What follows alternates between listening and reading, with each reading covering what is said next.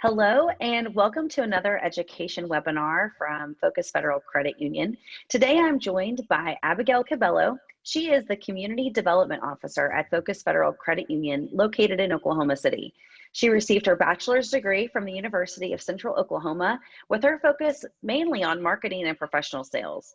And having worked in several different positions at Focus Federal Credit Union for almost 7 years, I think we're probably going to have to up that before too much longer and add an eight Yes. there. She has extensive knowledge in the industry from consumer loans all the way to business development. She facilitates financial wellness seminars for partner companies and nonprofits alike, focusing on financial hot topics. She's very involved in her community and is active in 6 different chambers of commerce in her branch area locations and serves on the board of directors for the Northwest Oklahoma City Chamber of Commerce. Helping others is really in her community, and especially financially, is her passion, and she considers it a great accomplishment to see her members achieve financial stability. So thank you for joining us today, Abby. We cannot wait for this newest education course, and today we're going to go over how to manage debt so it doesn't manage you. I am so guilty of needing this, so I can't wait to listen to what you have to share with us today. Absolutely. I think we're getting into that time of year, and especially with COVID-19, I think it's just time to talk about how to get out of debt, how to manage your debt, how to feel like you're more in control of your financial picture. So I'm really excited to go over this really popular seminar that we do, kind of tell people get a better financial picture. That's great. Well, thank you so much. Let's get on the way, and I'll try to keep all of my questions until the end. Awesome. Okay, so first and foremost, thank you for that great introduction, Lindsay. Let's talk about debt. What is debt? So, money that you borrow with an understanding, an agreement, or contract that you will repay the funds, right? That's essentially what debt is. Not all debt is bad. Good debt can be considered an investment if the money is spent on something that appreciates in value, such as a house, a student loan, or small business loan, and enhances your career. And responsible repayment can establish a good credit record. So this seminar is geared towards individuals who already are in debt, as well as those who wish to stay out of debt. The purpose of this seminar is to give you valuable tools to manage your personal finances and your debt during good times and bad times. It's always good to have a good understanding under your belt on finances and how you can best manage your debt. It's interesting to note as well that statistically, there's so much debt in America, even though every year our income increases. So why is that? Why do we have so much debt, even though our income increases every year? And I'll tell you why. It all has to do with this little thing called financial literacy. We're taking it slowly out of our education. And so people are graduating and they don't have a good grasp on how to manage debt, on how to control your financial picture, even how to balance a checkbook register. It really goes back to the basics. So when it comes to, getting into debt and how to get out of it, you really don't have a good understanding on how it all works. And we're going to cover all of that today. So I'm really excited to be able to go over all of this with you and give you some actionable tips on how to get out of debt. So let's get started on this great seminar. So we kind of talked about what debt is and how you get into it. We're also going to talk about some of the warning signs of how you're getting into debt, or how you might know that you are in a bad situation and you need to start digging yourself out. So what is required to dig your way out of serious debt? Willpower, perseverance. It's not going to be easy. You've got to be committed to make a change, make a serious plan, break old habits, and have determination. It's like anything else that you want to do in life. People that become successful or get where they want in life, they do it because they're determined. They make a plan. They have actionable steps on how to get there. And that's how they get there, and that's how they meet their goals, right? It's the same thing with debt or your finances. You have to make a plan. There has to be a blueprint of some sort. So we're going to talk to you about how to do that. So let's look at the types of debt as well. There's secured debt versus unsecured debt. Secured debt would be things like your house or your car. Unsecured debt has no collateral, like credit cards or personal loans. And fixed interest rates versus variable interest rates. The interest rate stays the same for the entire timeline of the loan with a fixed interest rate. There are variable rate mortgages as well. I just wouldn't recommend that because it fluctuates depending on how the economy is doing. Variable interest rates change over the life of the loan. This can be similar to a credit card. Let's talk about installment credit. This kind of loan is set to be paid off by a certain date. This could be like any kind of mortgage, student loan, auto loan. You'll have terms and conditions when you apply, and it'll tell you when your projected payoff is going to be, and that's an installment loan. Revolving credit is going to be credit cards. There's no set date when the debt must be repaid like credit cards, but you have a credit card with a balance on it. The balance which will change or fluctuate depending on how many charges are made with it throughout a specific period of time. So that's the difference. Let's talk about types of debt. Types of debt, we kind of talked about secured debt versus unsecured debt. And I will tell you, kind of stay away from the variable interest rates. I don't feel like that's really ever a good thing, especially when you're talking about trying to get out of debt. And we'll kind of go more into that as we go along. But you really could get in a bad place if you get a variable interest rate, like let's say mortgage loan, and the economy gets really good and the interest rates are high, and then lo and behold, your payment increases as well. So you really want to try to stay away from that. And let's talk about breaking down debt. We know that these are the main sources of credit that lead to consumer debt, but what are some of the benefits of credit? Used wisely, credit can enhance your lifestyle, make it easier to purchase larger items like a home, a car, or pay for education. So is credit and taking on debt ever a good idea? That's a good question. Let's take a look at two activities. Well, I'm going to kind of tell you about two things you can do at home about the positives and negatives of good and bad credit. So let's kind of talk about good and bad credit. So good debt in general is going to be debt which increases your net worth or value. This can be like taking out a student loan because you know that it's going to increase your value. You're going to be more valuable to employers and you're going to make more money. That's going to be good debt. Or debt that increases your assets, like a mortgage, something that's a good mortgage loan with a fixed interest rate that you're going to pay off in 15 to 30 years. That's going to be an asset eventually, and that's going to increase your value. So what is bad debt? Bad debt is that which does not increase wealth and is used to purchase goods or services that have no lasting value.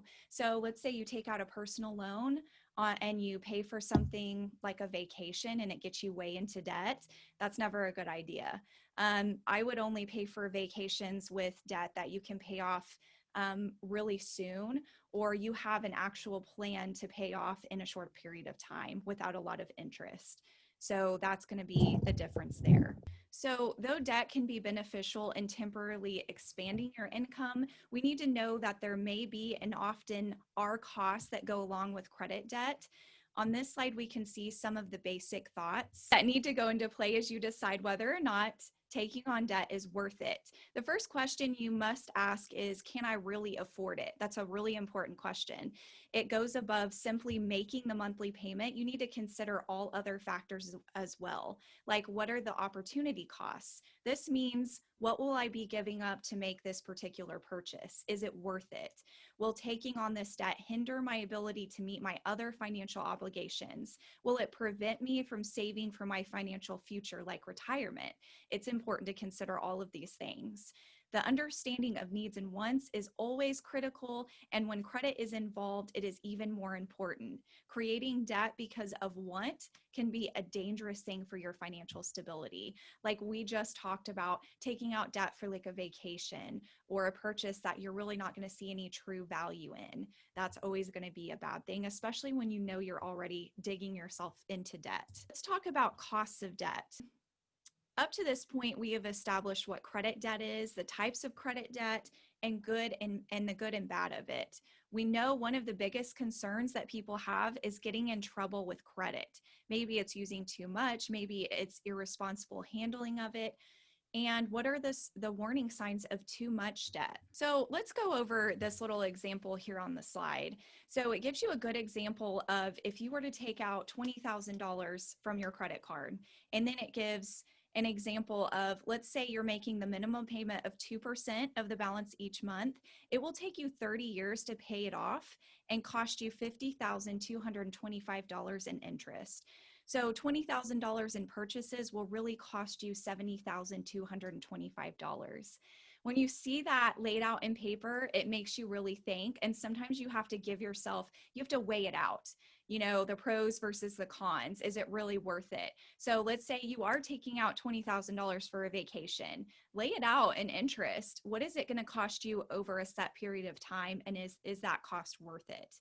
So you really need to see sometimes a visual of that, which is why I tell you to always make a plan, write things down, plan it out. Don't make impulse purchases. That's probably the main reason people get into debt. They're really not thinking about the real cost of it. So let's talk about the effects of interest rates.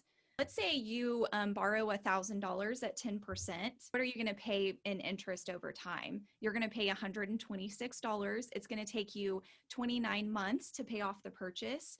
And in total, you're going to pay $1,126. Let's go up to 25%. What's the example of that? You're going to pay a whopping $427 in interest charges just for taking out that $1,000. And it's going to take you 36 months to pay it off.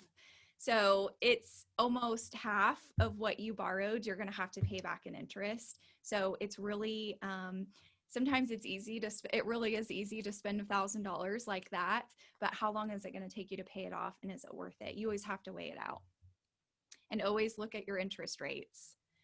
So now we're going to go over general warning signs about having too much debt. Let's say you're living paycheck to paycheck. You're not even sure of how much you owe each month. You're putting everything on credit. Once you start putting things on credit just to pay your bills, that is a huge warning sign. You know that you're in trouble at that point, and you need to reach out and get some help. The creditors are calling you about late bills, arguing with your spouse about money, skipping payments on some bills to pay others. Those are great warning signs that you are in trouble, and you need to try to reach out to your financial institution or a financial advisor and see how you can get out of that mess. So here's some more specific signs that you may have too much debt. Let's say your debt to income ratio is more than 36%. And let's explain and go over kind of what your debt to income ratio is. Your debt to income ratio is the ratio between the amount of your reoccurring monthly debt, such as your mortgage, auto loan, and credit card payments, and your gross monthly income, okay? So when you're thinking about the amount of debt you have, it's best to think about it in terms of this ratio rather than measuring it by a set dollar amount. So here's why.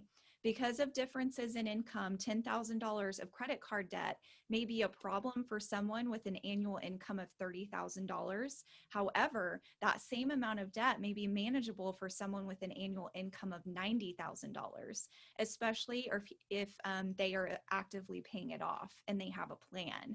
You see the difference there? There really is a huge difference, and it really varies person to person. So to calculate your debt to income ratio, take the total amount of your monthly reoccurring debt and divide it by your monthly gross income. So do not exclude expenses such as groceries, entertainment, gas, etc. as part of your monthly reoccurring debt. Only include debt that would show up on your credit report.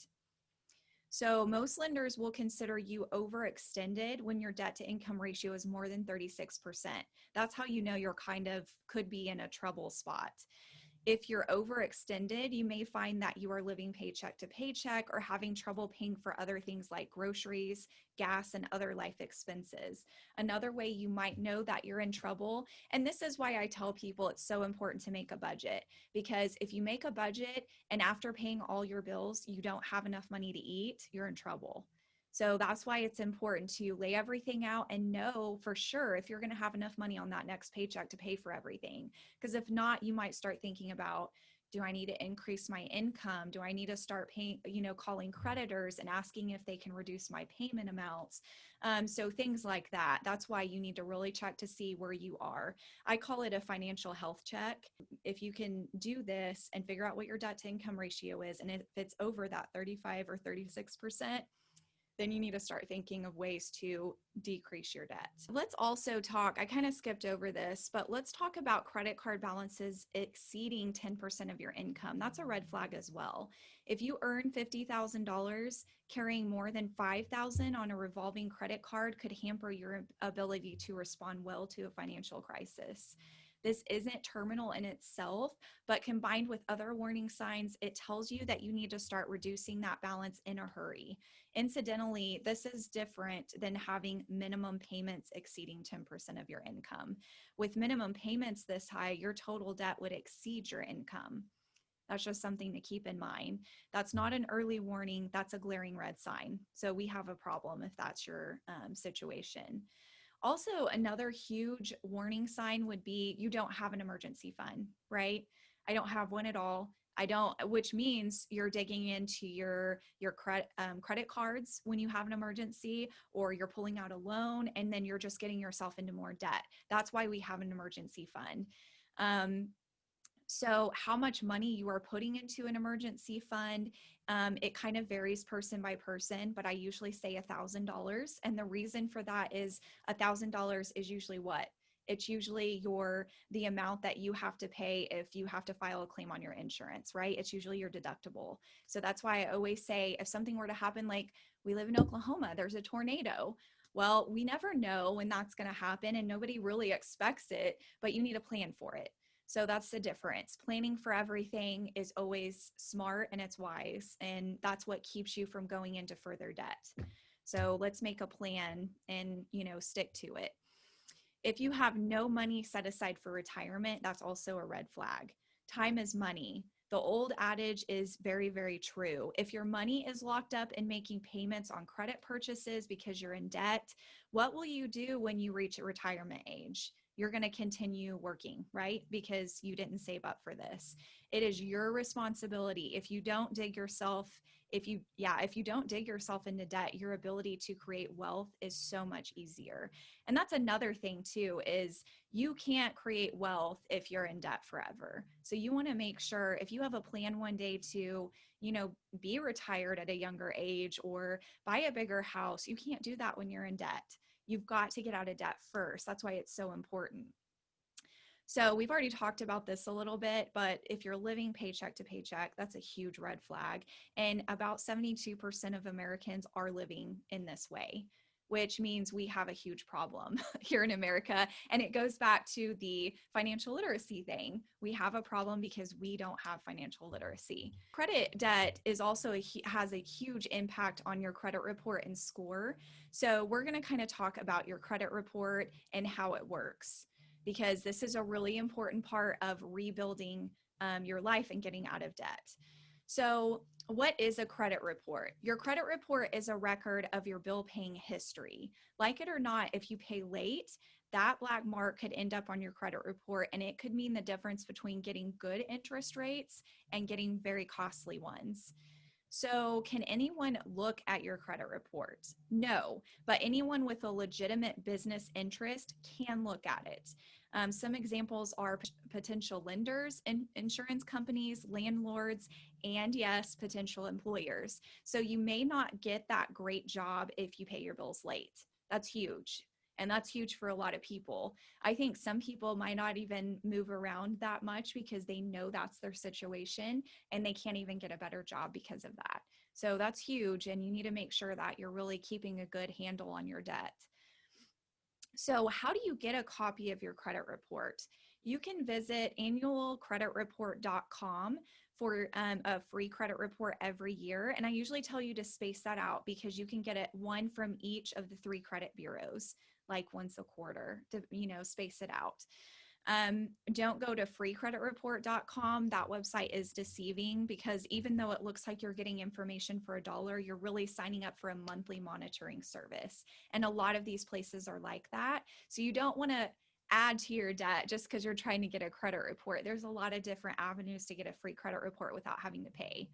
Another thing I want to warn you about is a lot of people get on these things like these credit reporting apps and like Credit Sesame and things like that. And they think that that's an accurate credit score, and it usually isn't.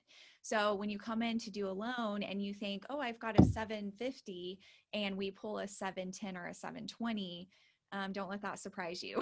So it's usually not accurate. And you do want to make sure that you're looking at those credit reports more than anything and make sure that you just don't have any late payments or derogatory marks on your credit that are incorrect as well. A lot of that happens too. And you want to make sure that doesn't happen before you go in to get a loan, because we've had that happen too, where people come in and they're like, well, I didn't make that purchase, and they're trying to get a mortgage.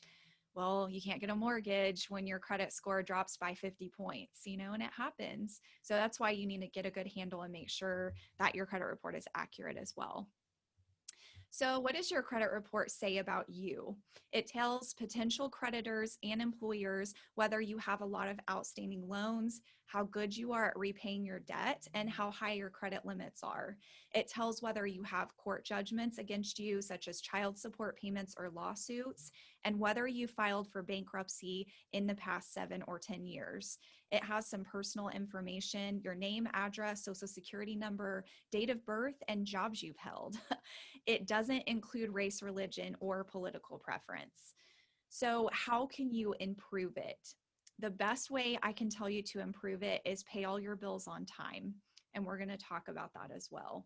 Let's talk about your FICO scores, because I think there's a lot of people are unsure what FICO scores are and what they actually mean. The Fair Isaac and Company score, or FICO score, is an important indicator of your financial health as well, because this gives you a score. Just like when you're in school and you have a grade, this is your grade for a credit report, right?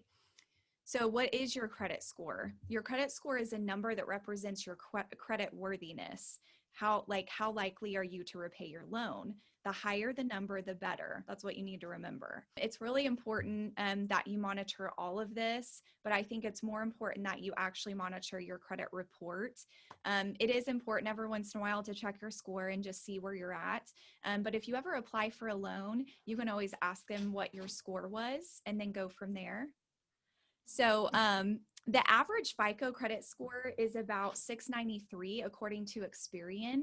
Typically, anything higher than around 760 is considered a very good credit score. If your credit score is lower than, say, a 600, you likely will be charged higher interest rates, but it varies by lender. Now, I will tell you, if you have lower than a 600, you're even going to have a hard time getting a loan, period. And that's where we see our members turn to places like payday loan stores, and they turn to buy here, pay here car lots. We've got some great blogs out there as well about that if you want to learn more. But definitely steer away from that. Try to work on your credit, because I think emergency situations are what really get us in a bad position and into more debt, because these payday loans and buy here, pay here loans are just going to get you in a worse position that you may not be able to crawl out of. So besides FICO, there's another type of credit score called a Vantage score. It ranges from 501 to 990, and it's based on standard grades, A to F. A equals 901 to 990, and EF is 501 to 660. So kind of know which credit score you're looking at when somebody pulls your credit. So how can you improve your score? That's what everybody really wants to know, right? That's like, oh my gosh, the secret to life. How do you improve your credit score? There are several things you can do to improve your credit score, but be aware that it may take time to see the improvement. It always takes time. That's why you really have to be dedicated. Let's look at specific components of our credit score on the next slide, which will give you ideas on how you can improve it. So how is your FICO score determined? In a nutshell, there are 5 variables that affect your credit score. There's amount owed, that's 30%. Payment history is 35%, so that's really a big one. Credit mix, which would be, do you have a healthy mix of loan products? Do you have a credit card? Do you have a car loan? Do you have a mortgage? If you have a healthy mix and you're not out of balance, like more credit cards than anything else, then that's a good healthy mix. That's that 10%. 15% is going to be length of credit history. That's important too. And then there's 10% of new credit. That would be like credit inquiries when you apply for a loan. So you really need to watch the amount owed, which would be your debt, and then payment history. So make sure that you make your payments on time. Those are the two most important things. But it really is about having a healthy mix and paying attention to all these different factors. How can you tackle the debt that you have? You want to make a game plan, right? Understand what you owe, cut your spending, increase your income, sell what you don't need. These are just basics of how to get out of debt. And make a free, fun to-do list. And most importantly, don't give up, because a lot of people will get halfway through their plan and then they give up. And we're going to talk a little bit about some really popular ways to get out of debt, like the debt snowball. That's a really popular way and something that Dave Ramsey talks about a lot, and it really does work.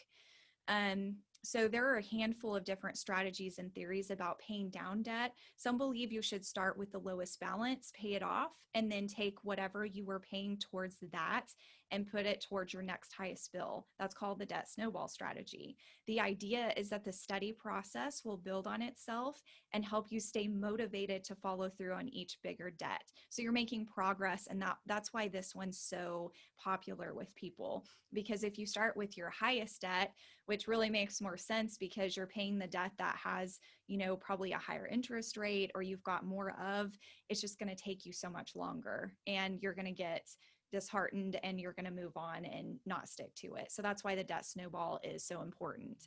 So be sure to set short-term goals for yourself so you continue to see progress and don't lose your momentum. When you're in debt, it can feel like a merry-go-round, right? We work, we get paid, and the money blindly goes to bills and debt repayment, right? That's what we all do. Take a second to analyze your bills, okay? It's all about sitting down and making a plan, and you just might be able to free up some money to make more progress on your debt instead. So go through each set bill. How can you reduce it? So for your cell phone bill, can you downgrade your plan to save money or switch to a more affordable provider? I think that's always an option. This goes for bills you never see too, like online subscriptions that automatically get renewed. This is a big one and can eat up a lot of your paycheck. Do you need both Netflix and Hulu Plus, right? Even if you're only cutting $10, that's $10 more that will go towards your debt repayment, right? So if it's $10 a month, it's $120 a year. That really does add up. It doesn't seem like a lot, but it does. And while $120 might not get you too far, if you can make a few more small cuts, you'll see how quickly that can add up, right? Because you do $10 a month, that's $240 towards your debt. So it really does make a huge difference. So the next thing I would tell you to do is to make sure you're organized when you're paying off your debt. Now you know what you owe, get your finances in order. It's time to organize the statements, bills, and balances on credit cards. This is when you're making your blueprint, right? Being disorganized can lead to even more stress and make you less motivated to perform. In this case, performance refers to knocking out your debt. So here are some tips to help you get organized. Update your email address on all of your accounts. That way you're getting all of your notifications from credit cards, loan lenders, your credit union, and any other bills to the same account. That way, if there's fraudulent charges or they're updating their terms, you always are the first person to know and you're staying on top of that actively. See what type of alerts each account offers. You want to try to set up quite a few alerts just to make sure that you're staying on track and you know what's going on with your accounts. Mark on your calendar when each bill is due. This is really important. Cross it off when you pay it. this is really important too. And I've seen people do a lot of different things to kind of track their debt payoff, like their debt snowball method. So sometimes they'll have a whiteboard and they mark it off as they go, and that shows progress. That means what they're doing is working, and it keeps you motivated to keep going, right? And paying off that debt. So I think if you're visual, it's very important to do this. Find a way that works for you. And if you have a spouse, find something that works for both of you. Implement a system for paying bills. Create a document on your computer that can help you keep track of what bills you paid and when you pay them. Include a date you paid and the confirmation number if you're paying online. That way, if somebody were to come back later and say, oh, you didn't pay that bill, you can show them that you have and you have a confirmation number. That's really important as well. If you're a paper filer, separate your accounts into different categories and create a filing system. This is really important as well. And stop blindly paying the minimum balance or what's due. Investigate your bills to see the charges, and that way you can spot any errors. And this kind of keeps you on track as well and keeps you from getting into more debt. Because if you're just paying the minimum balance, you're really not going to get ahead, right? Which is the whole point of the debt snowball. So you go gradually and pay things off as you go. So I would just recommend, don't pay the minimum balance. Really see how you can decrease those payments and go from there, because it really will help your financial picture, and it will speed things up a little bit as well. Eliminate what you can. Go over your statements, go over your bank statement, see what's automatically coming out every month that you can do without, like Netflix or Hulu, or let's say you go to Starbucks all the time, or you have a very expensive gym membership you don't use anymore. Eliminate what you can, and that really will help in the long run, and it'll shorten the amount of time that you have to pay off your debt. If you have student loan debt, which is most Americans, I feel like, consider student loan forgiveness options and look into your provider and seeing what options they might have for you as well to maybe lower your interest or get on a payment plan to help pay that off faster. Inspect all your credit card statements, spot any errors or fraudulent charges. And the key to this is doing it quickly, because they do have a timeline for that. You can't come back 6 months later and tell them there's an error, because they won't fix it. You have usually about 30 days to spot an error. So you want to make sure when those credit card statements are coming in, you're on top of it. If you haven't been checking your statements, there's always a chance you were double charged for something. Contact your credit card company immediately to dispute any incorrect charges. This would obviously reduce your debt immediately. While inspecting your card, if you see any additional charges, such as an annual fee or late fee that you didn't recognize, contact your credit card company and see if you can waive that fee.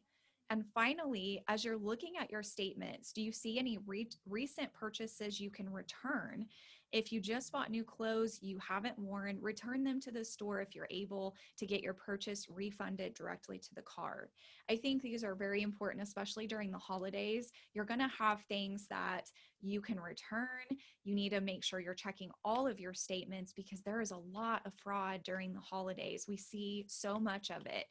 People make purchases online more often during the holidays, and there's a lot of hackers out there, just as many hackers as there are shoppers almost. So you're going to make sure that you're keeping track of all of that and staying on top of it. It's really important, especially if you're in debt and you want to make sure that you're moving forward. So your local credit union, credit counselors, certified financial planners, accountants, and attorneys are all resources you can turn to if you're struggling financially. Being afraid to reach out to these resources can really hold you back. Keep in mind, by contacting them, you are taking ownership of your finances. Let's talk about lowering your interest rates and cutting your spending, because this is really important if you want to stay on track. One of the most frustrating things about debt is that even if you've stopped your spending entirely, the debt still grows because of interest, right? That's what's frustrating about it. It's still growing. So call your credit card company. That's what I would do first, and ask if they can lower your interest rate. It may not happen, especially if your credit score has suffered because of late payments or high balances, but it's definitely worth it. I would always give it a try. Another option is to transfer a portion of your high interest debt to a card with a lower interest rate. ideally a low fixed rate or a promotional 0% rate. One issue with this option is that opening another credit card account and the ensuing credit inquiry will temporarily lower your credit score, right? And if you haven't paid off the transferred balance by the end of the promotional period, you'll be right back where you started with high interest rate. So you need to base this decision on your personal situation. It's the payoff. Is the payoff worth the drawback? It's that opportunity cost, right? Another thing that I would recommend is cut your spending. Similar to cutting your bills, reducing your spending can help you get out of debt more quickly as well. The best way to cut spending is to stick to a budget every month. It all goes back to having a budget. Even if you're not in debt, if you don't ever want to get into debt, make sure you have a budget. That's the first thing. You can figure out what you can cut. View your bank statements and credit card purchases to figure out what you've been spending every month. And then you go back and you say, hey, I need to cut this bill. And that's when you start making phone calls. With each purchase, first determine if that was a want or a need, with the possibility of eliminating some of those wants altogether in the future. And that will also help you with your debt. For example, can you eliminate magazine subscriptions, professional manicures, and luxuries such as electronics, clothing, eating at restaurants, or eating out a lot? Now that you've determined a few things you can cut out completely, you know that you can put that money towards the debt. A lot of people that I've seen, you'll see people, that have cut $20,000 or $50,000 in debt in a very short amount of time. And you're like, oh yeah, I can do that. Well, what they don't tell you is they've cut completely all spending out. Most times these success stories are because people really did sacrifice a lot to make sure that they were debt free, but the reward is really worth it. But you have to be dedicated and really willing to give up everything like that. So even if you need to purchase something, there may be a cheaper way to do it. So kind of research that. You obviously need food, but you can spend less on it. Cut down or eliminate fast food in restaurants and eat at home. Sign up for grocery store loyalty cards. Think about couponing. There's a lot of couponing blogs out there now, and they actually, if you'll sign up for their email newsletter, they'll send it out and tell you all the coupon finds that you can cash in on that week. So that's really good, especially during the holidays when everybody's spending a lot of money. You can significantly cut your holiday spending costs by doing that. Another way to kind of cut costs when you're buying your groceries is, and this is something that I've kind of researched and done myself, is if you order it online and you just get the things off your shopping list, you're not impulse buying, so you save a ton of money.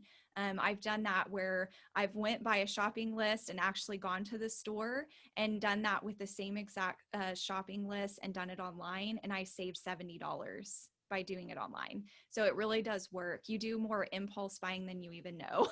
So stick to that grocery list and stick to your budget and order it online. I think it really does help.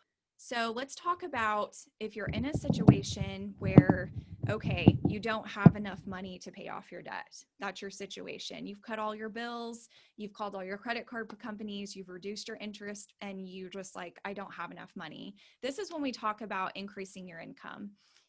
Cutting back is beneficial to reducing your debt, but if you can combine it with increasing your income, you'll see your debt fade faster. So this is in addition to, and there's so many companies that you can work for online now. It's really easy to make a little bit of additional income and pay off that debt faster.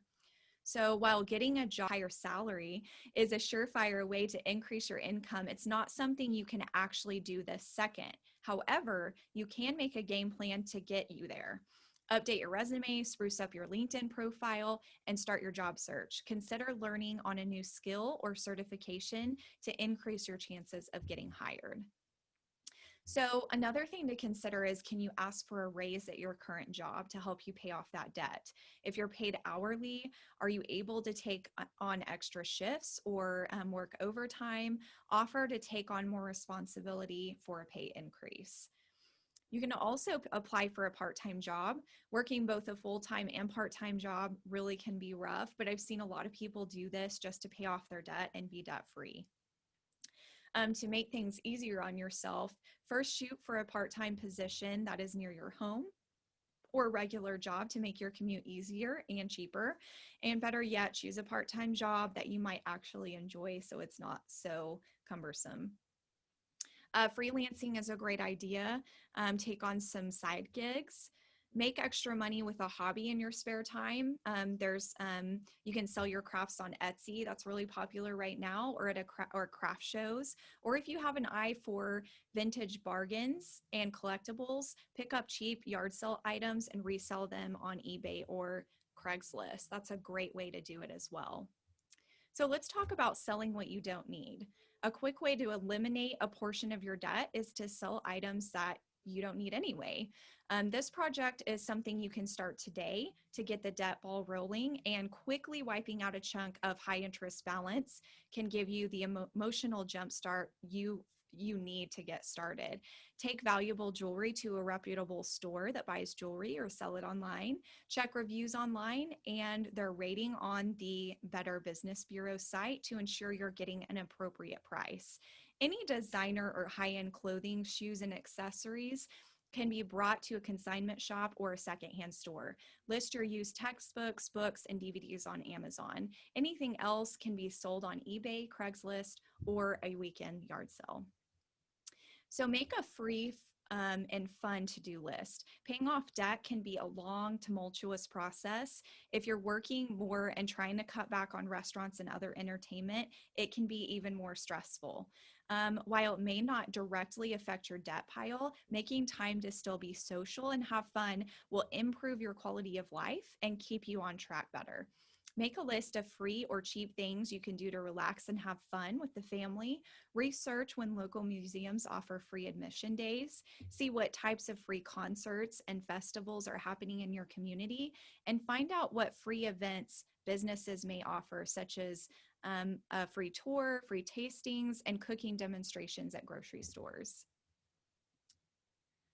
Make sure that above all that you don't give up on your journey. Just remember, this is a journey. It is going to take you some time, and you're going to have to be determined and dedicated, but you can do it. I see people do it all the time, and it really is worth it at the other end, because you don't have to worry about people calling you if you lose your job because you have no debt. So wouldn't that be nice? That's something that people don't realize. Like, back in the day, our grandparents used to pay cash for everything. And I think there was something wise about that, and probably freeing for them. And I think we all need to start, really getting back to that, paying cash and looking at being debt free.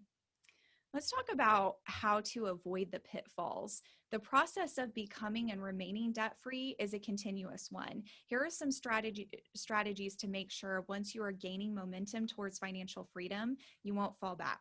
Many of these steps are synonymous with people who are in control of their finances, and it's never too late to implement them. One of the most important actions you can take to get control of your finances is to create a budget.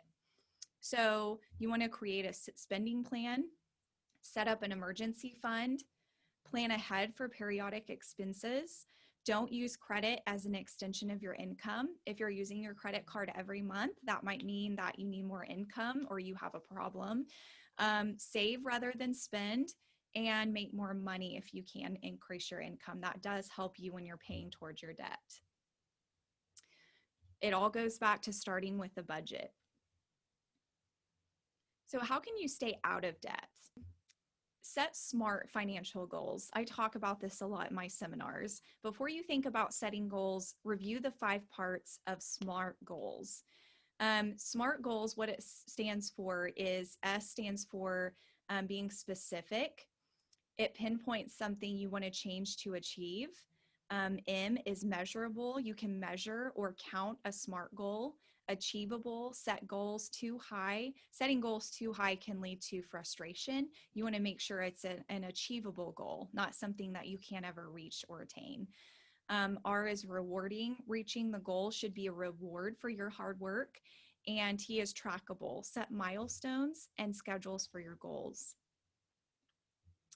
So what else will help you stay out of debt? Remember remembering how bad it is to be in debt will help you stay out of debt, right? Because you never want to be there again. Don't spend more money than you earn, living paycheck to paycheck. Track your spending, wait for sales. Impulse buying is always bad. And take care of your health. That's important too, because if you get into a lot of debt, it's very stressful. It can be hard on your health, and you just don't want to be in that place for a long time. So make sure that you're staying on top of your financial health so that your physical health is better too. It all goes hand in hand. So let's talk about how you can improve your credit score. I get a lot of people asking me this, and for some people, it seems just impossible to improve your credit score, but it's not. I see people do it all the time. It's just like paying off your debt. You just want to be dedicated. So number one, talk with your creditors about making sure you have a plan for payments you might be behind on. So it's all about communication here. You want to make sure that if you're behind, that you're talking to your creditors about it and letting them know about your situation. That way they're not repoing your car, or there's not a more serious problem that creates. Make a commitment through your newfound organization to make all future payments on time. Make sure you're making timely payments. That will help with your credit score as well. Check your credit annually at annualcreditreport.com to make sure everything is accurate. Pay down on your debt through these strategies this seminar has shared. Look into a secured credit card. This is a great way to build your credit as well, because most times when your credit's really bad, you can't get approved for a credit card. So what you can do is use your own money to get a secured credit card, and it reports to the credit bureaus like it's an actual credit card. They don't know the difference. So it's like you're making payments towards a credit card. Make sure you're making them on time, that you're not maxing them out, and you're staying below that 30% utilization. So don't use more than 30% of your card. Preferably pay it off every cycle, and that will really, really improve your credit. Let's see. Avoid closing certain credit accounts. Having older accounts without balances on them may not be a bad thing. Unless you're getting charged a really high interest rate or annual fees, I would try to keep it open, because remember back when we looked at that slide about how your credit report is, or your credit score is figured, they're talking about things like the length of your credit history. So you want to make sure that you're keeping those old accounts open as well, because when you close them, it could be detrimental to your credit. So what will you do with all the extra money you aren't spending on debt when you get everything paid off, right? That will be amazing. So we've covered a lot of topics in a relatively short period of time. I know that. We crunched a lot of information in here, including different kinds of debt and how to determine if you have too much, how to improve your credit report and credit score, and how to start tackling your debt, ways to avoid the pitfalls of credit, and how to rebuild a good credit history. But most importantly, we covered ways to stay out of debt. Here we have some areas for you to consider as you gain financial freedom and have more money for yourself. Always look to save, invest, find a hobby, give, and serve. Our goal for this seminar is not only to give you the tools and information you need to help you improve your credit situation, but to help you develop a personalized plan based on your needs, your credit situation, and your goals. Consider this list your personalized roadmap that will help lead you down the path to getting out of debt and staying out of debt, right? We don't want to get into debt again. I want you to remember that here at Focus Federal Credit Union, we are committed to helping you achieve your financial goals. Whether it's getting out of debt or getting your first mortgage, we have financial representatives here to help you. Thank you so much for letting me cover getting out of debt today. It was really fun. And thank you, Lindsay, for facilitating this. And like I said, if anyone has any questions or needs to reach out to me, feel free to do so, and we will leave our contact information. Thank you so much, Abby. That was great. I feel like every single time we do one of these webinars, I'm getting my own personal financial consultant, and I always leave with a to-do list. Good. That's the whole point of it. So I'm excited.